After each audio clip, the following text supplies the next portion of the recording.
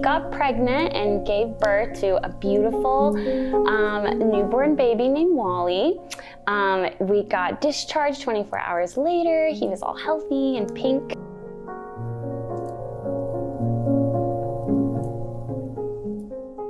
And the next day, as we were getting him ready for his doctor's appointment, he died suddenly.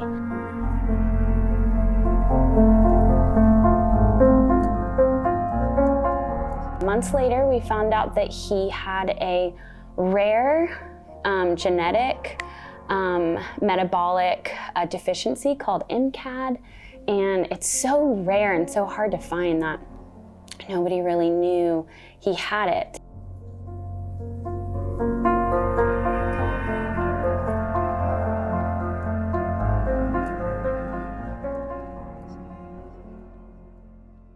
After he died, that was definitely when our incredible community group came in and just we've been with them since we were married, so this is an ongoing relationship. We've been through tons of seasons of loss already together, and they were the first people who prayed over us too when we got married, and they're very meaningful people to our lives, and so it was just a natural flow for them to come in and pour into us the way that they did.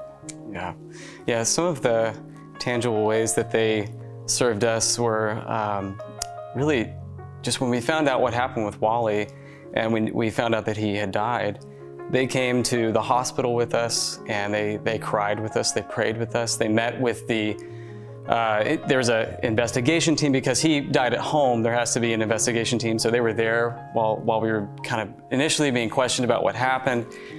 They saw us walk into the hospital just in tears. My brothers were there. They prayed with me first, and they were with us after we went and saw his little body. We couldn't actually touch him or handle him at all because of the autopsy that had to be done. So that was just really hard. But just to have their presence there was incredibly meaningful. In addition to meals and just phone calls and texts and prayer. Gifts, lots of gifts. the financial support was just outstanding. Just couldn't ask for more.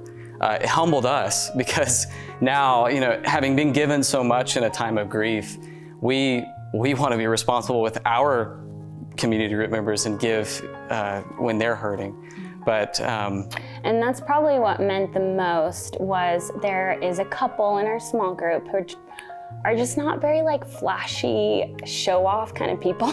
They're just so sweet and humbled, and they gave us a check, just an overwhelming amount of money, so that we could buy Wally's headstone.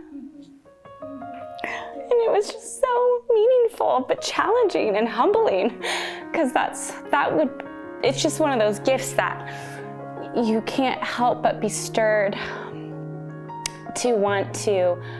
It's like a responsibility now to just honor them by being ready for our own group. If anybody in our group ever needs us financially, we want to be there. We want to show up the way that Christ's body showed up to us, the way that Jesus showed up to us through his people in our small group. So very thankful and very grateful and very humbled.